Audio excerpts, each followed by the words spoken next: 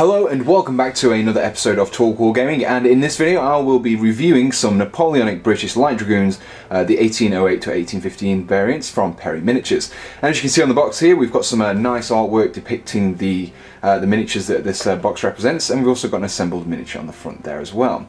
So you can see you get 14 figures in this box, and if we just flip this over to the back, you can see an example of a small kind of assembly guide and also some examples of the colours and also the contents that we get in this box. So we can see that the box contains 14 mounted figures, unit bases and a uniform guide as well. So let's open this box up and take a look at the contents inside. So in the box we get this rather comprehensive uniform guide which kind of goes through all the different uniform variations depending on the regiments and where they served as well. We also get some explanations onto the different kind of helmets which are included in the set as well. If I just flick through, you can see it continues quite a lot of examples there, so really when you come to paint them you can quite easily replicate one of these paint schemes using the examples given below. So in terms of the sprues that you get in the set, we get 4 of these sprues. Now these contain the actual dragoons themselves, and then we also get 4 of these sprues which contain the cavalry. We also get a command sprue as well, which I've just kind of put to one side for the moment. And so let's zoom in on these sprues and take a closer look at the detailing.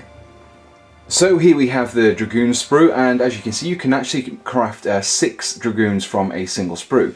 Now you do get 4 of these sprues plus the command sprue, which altogether allows you to actually create 30 riders.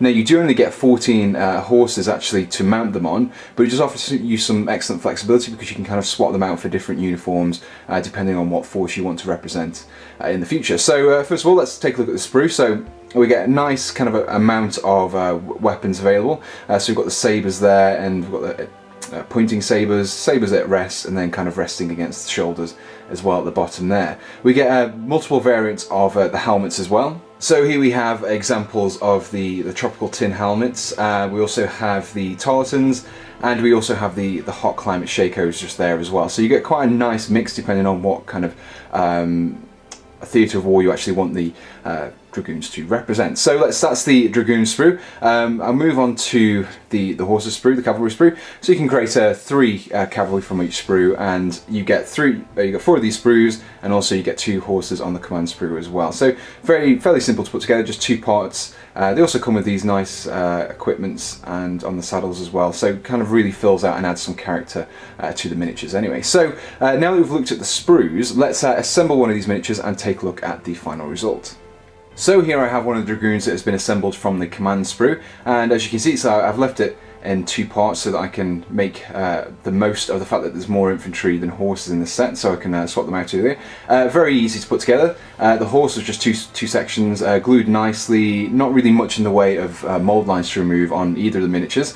The actual the rider was a few more parts. It consisted of the legs, the torso and the left arm, and then also the right arm, the head, and then the sabre, the sheath at the side there. I did have to manually cut out the actual hilt from the scabbard there as well to actually represent him holding it rather than it being sheathed, but it's no problem. This is the guy I've opted for, doesn't have the epaulets on his shoulder. However, if I just bring in the sprue here, you can see that on the command sprue there are options for it. Just find it, just this guy there. You can see the epaulets there, and also on the sword arm there as well. Also on this command sprue, which I need to mention, is the fact that you also get options for a musician as well. So you also got the trumpets there that you can equip one of your command riders with.